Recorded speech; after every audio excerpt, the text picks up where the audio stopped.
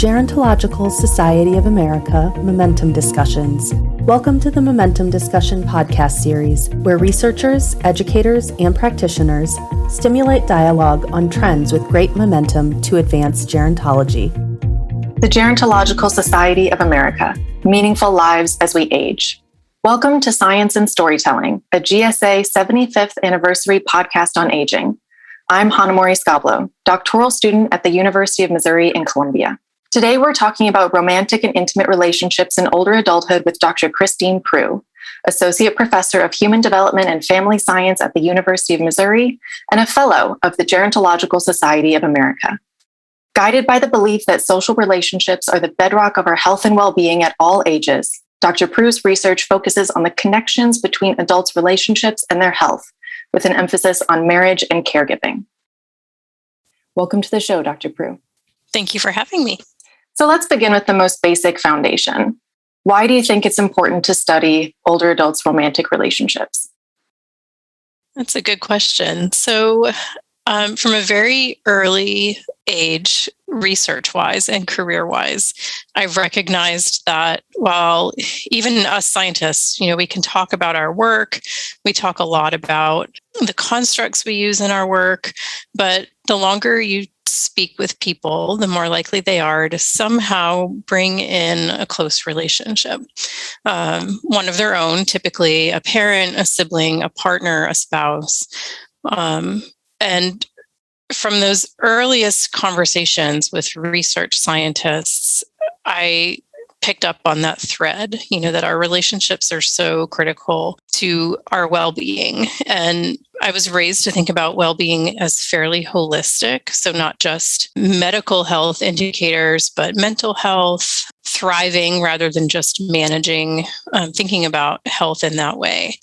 And so if you think about the relationships that we're embedded in, there's so much research that shows that that's critical for our well-being, but it manifests in different ways. So producing warm emotions and feeling senses of belongingness and feeling like we are loved and worthy, that's all good for our health and for our well-being. Being surrounded by people with whom you feel safe, that's important for our health and well-being. People that we are connected to watch out for us. They check in with us. They might support our health behaviors. They might undermine our health behaviors. And so that permeates our lives from birth to death. And I find that really compelling. And it's a point of fairly, I don't want to say easy, no intervention or prevention is easy, but it's a point that holds across the life course that is an entryway to intervention and preventions that are or can be cost effective and feasible. And so it's an indicator of our health and our well-being that we can do something about. And that appeals to me too. I so appreciate that, because when we think about the ways in which we tend to interact with the medical community, we as individuals, it's likely an individual experience. We go for our annual checkup alone. If we need to have something like surgery, we're on the table alone. And we're often interacting with doctors and nurses and medical professionals alone. But of course, we have so many other people who are involved in that process, whether it's folks who help us, who bring us to the doctor, who take care of us post-op, and folks who are influencing our care or lack thereof before and after any kind of medical procedure as well. Yes. And the medical enterprise in the United States is still set up with the assumption that there is someone to care for us after any of those things, after an appointment that requires an inpatient surgery or some sort of procedure. When you go home from any sort of particularly overnight procedure where you've been in the hospital one or more nights, there's an expectation that someone is around to come get you and can be there for you if you need them. In fact, there are many procedures where they won't let you go unless they know that someone you know and care about and who cares about you is there. So we engage in all of these medical appointments or procedures, oftentimes, as you noted, alone. And yet the expectation is that there is someone who can help provide care or oversight for us upon release. So it's a very interesting juxtaposition when you put it that way. And just so listeners might envision how this research fits into their own lives, what are some examples of how research findings, either yours or in the field broadly speaking, translate into practical use or into day-to-day life? One of the earliest studies I did in my career looked at took the entire research literature on marital quality and well-being, which is primarily measured as life satisfaction or depressive symptoms or lack thereof, and looked at how tightly connected those two things are. So does the quality of our marital relationship impact our health? And it was a resounding yes, right? Like the evidence clearly pointed toward the fact that the better quality a relationship like a marriage is, the higher spouse's health tends to be, the less depressed they tend to be, the higher their life satisfaction.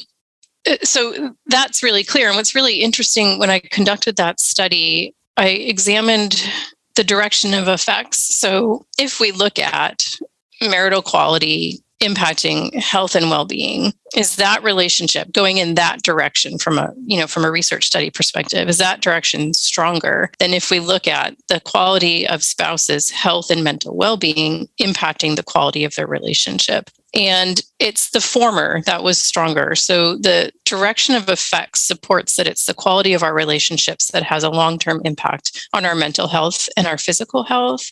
And that was, I suspected that the field was leaning that way. A lot of researchers were finding this, but it's exciting to point to amassing all of the findings together and analyzing them sort of as their own sample and finding support for this direction of effects, so to speak, where the relationship quality was really the driver or one of the many drivers of health and well-being.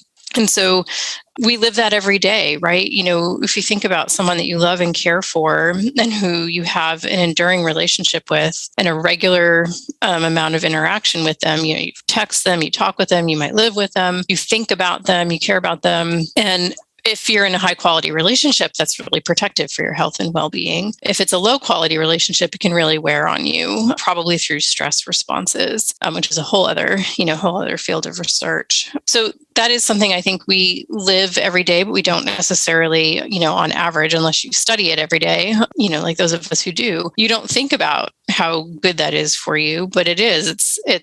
We do a lot of health protective activities every day. We work out, we take vitamins, we eat healthy, we drink a lot of water.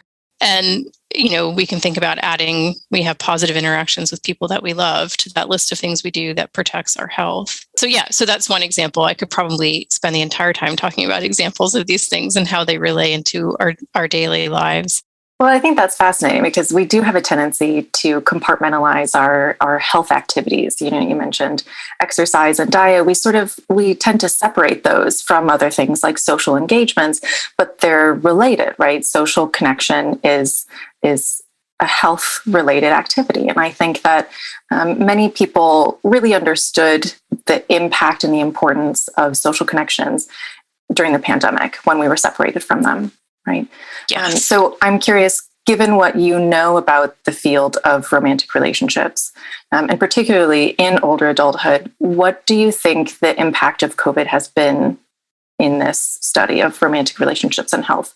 I'm thinking about folks who were laid off or were remote and were quarantining at home together. That's a level of proximity and intensity that most relationships don't have to go through. There's also stress and there's fear related to somebody's physical safety, to one's health. How do you think that plays a role in the current climate?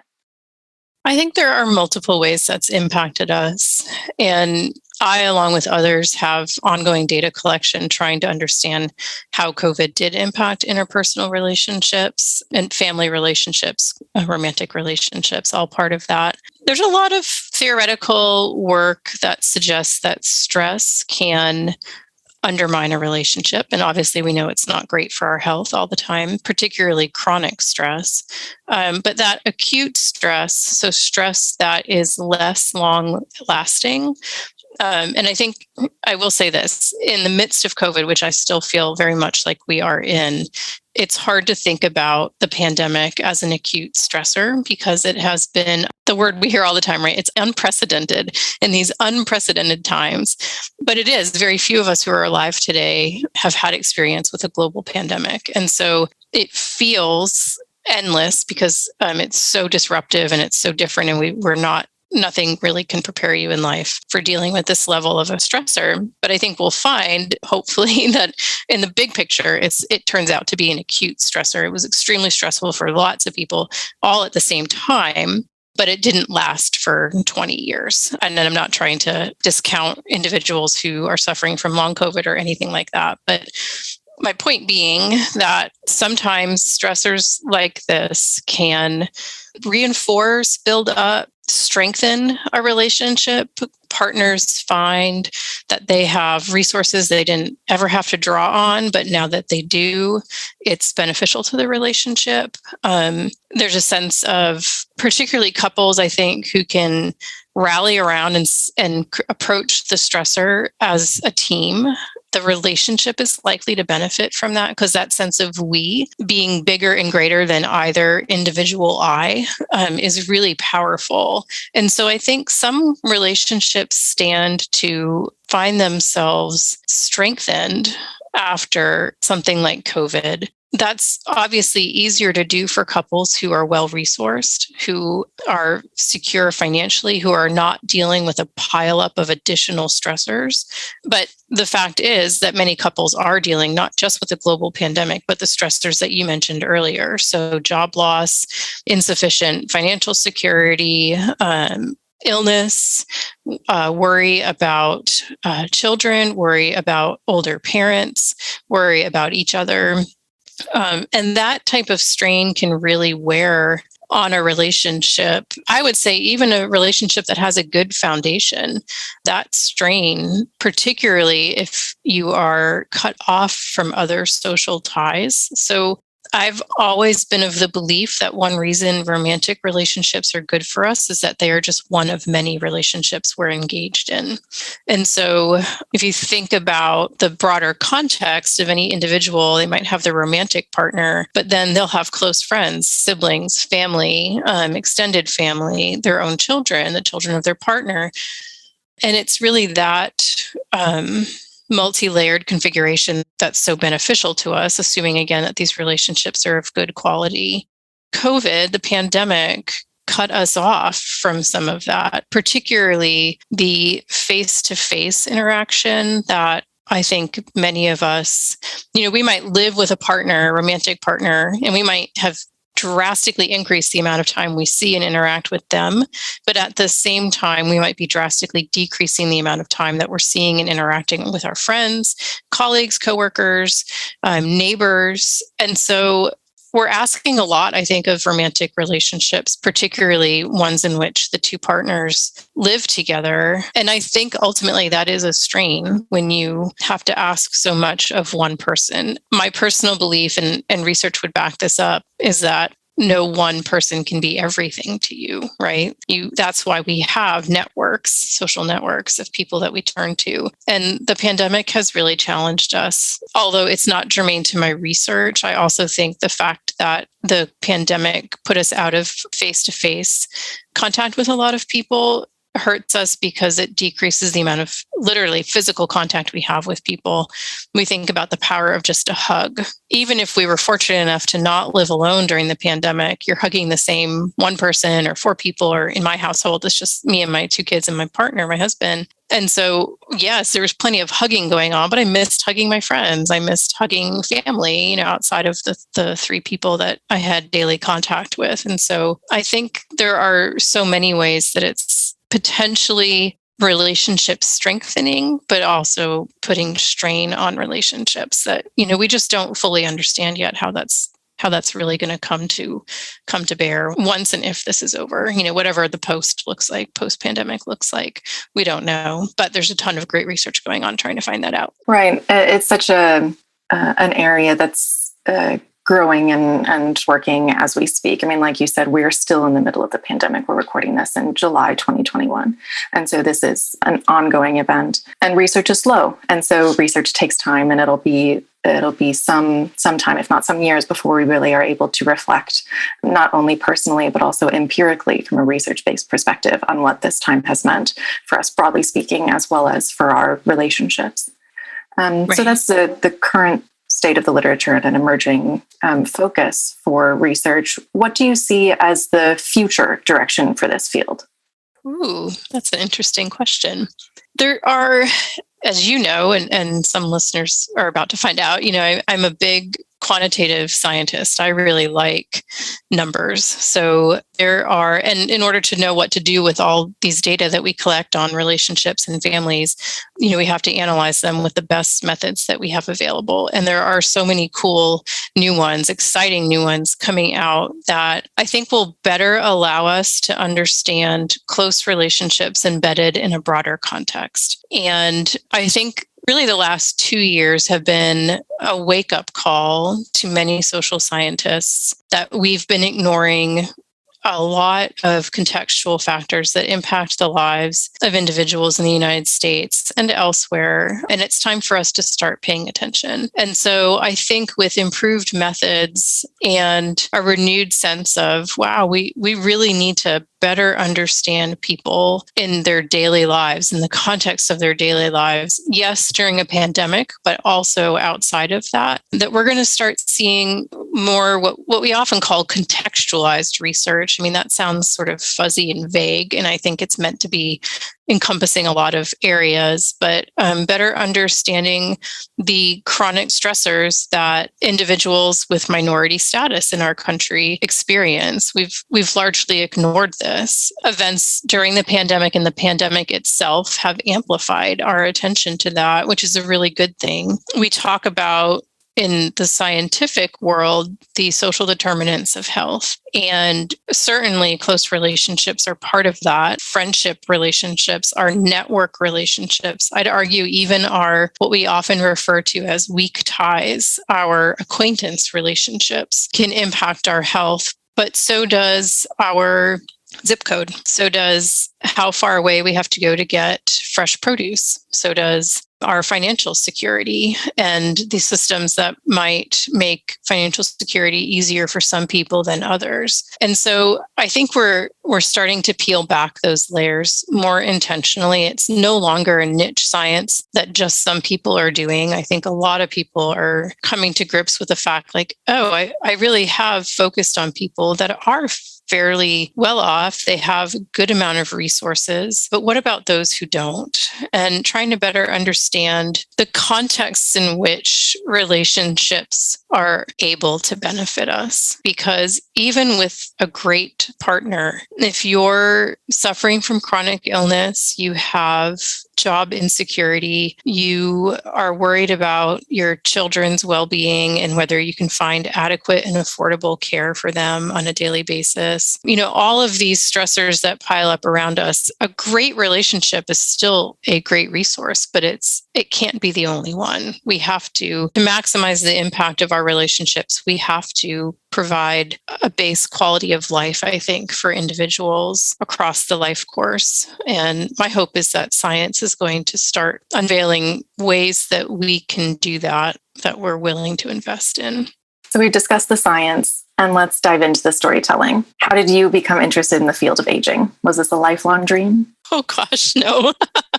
No, it happened, right? It happened because of great interactions with really influential people in my life. I am a first-generation college student, so there was a point in my life where going to college wasn't necessarily a given. It was a thing I wanted to do, but it took me a little while to to figure that out. And throughout my college years, I attended 3 different institutions as an undergrad, just trying to find the right fit. And I landed at a wonderful undergraduate institution called Regis College outside of Boston, and had amazing mentors there, and had the opportunity to help one of my professors with some research. And it was more archival research where I was helping her organize some data she had and do some data entry. And I loved every minute of it. And I loved that I was given access to her office and could sit on a Sunday evening entering data in her office in this beautiful old building, in a lovely area of Massachusetts.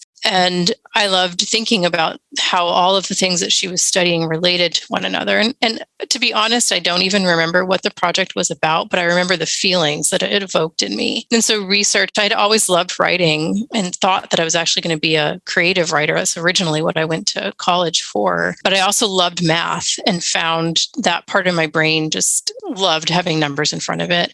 And so I did an honors thesis in undergrad and decided I would go to grad school after taking a year off, and went to grad school thinking that I wanted to work with adolescents and perhaps in a clinical setting, and got paired with a mentor who studied more adult relationships, marriage being one of them, and began working with her. And it was as though this door that had been closed, a door I didn't even know was there, just burst open. And I was fascinated by how strong that association was between relationships and adulthood and our depression. At the time, it was primarily depression that I was studying. And I just became fascinated by this and trying to understand, where does friendship fit into this, and where do other family relationships fit in? And so from that point on, I was studying adults, and I was not in a graduate program that had a gerontology focus. I took one gerontology class. Honestly, it was because it was a class I could take, right? It was one of the few ones left that I hadn't taken, and I needed one more class to fill my credit hours. And I was really interested. I just had never thought about gerontology as an area of study. And then I realized I've been studying adults in midlife already, and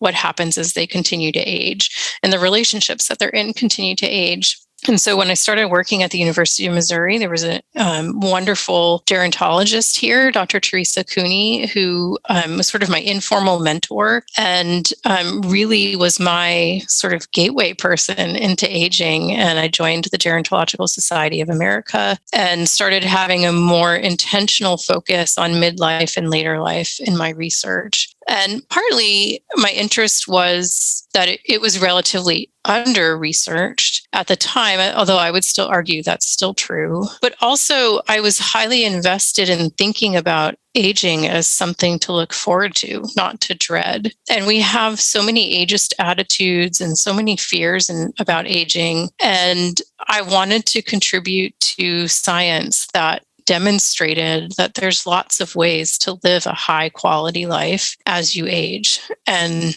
I find that exciting. I find that I have passion for it. I find that it is life affirming. It's just a really exciting area to be in. That's a beautiful story. And not only did you have these series of happy accidents that led you to the place where you are now, but also you are doing really wonderful work. And in 2018, you were selected as a GSA Fellow.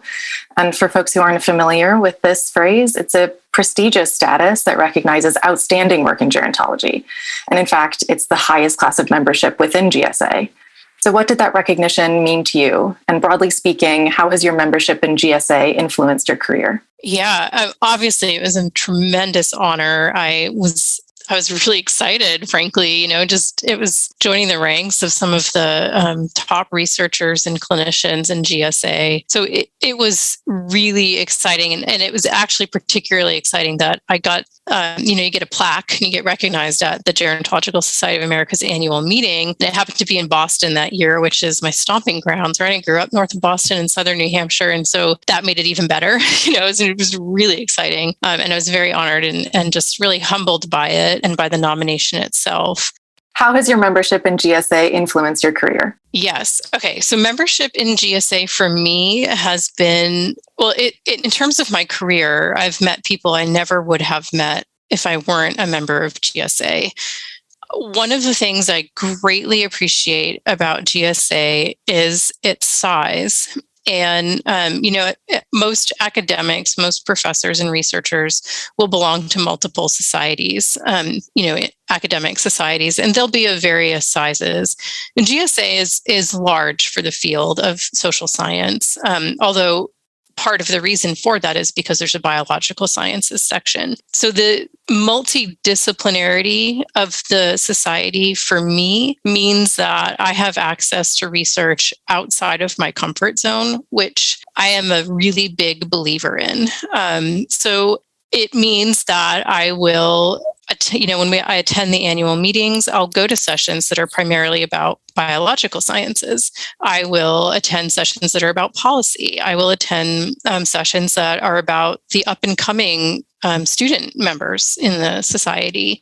So it has allowed me to grow my network. I think I've said this already, but I'm a believer in pushing us out of our comfort zones, right? Like when you specialize at the level of a doctorate degree, you become really great at a limited number of things.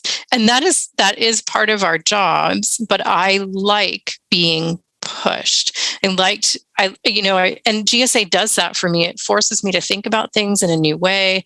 It forces me to expand my reading list. It encourages me to talk to people who might approach problems in a different way and to learn from them. So it's given me so many opportunities to grow as a scholar and to grow as a person, and to make new friends, to make new social connections that are good for my health and my well-being, right? To come full circle on that. And so that makes me a better person. It makes me a better scholar, and it makes my science better too. So 100% a win in terms of joining GSA. It was one of the best things I did in my career. Well, I think that's a great place for us to leave it. Thank you again for taking the time to speak with me today. It's been a delight. Thank you for having me. To learn more about the Gerontological Society of America, visit geron.org. The Gerontological Society of America was founded in 1945 to promote the scientific study of aging, cultivate excellence in interdisciplinary aging research, and education to advance innovations in practice and policy. For more information about GSA, visit geron.org.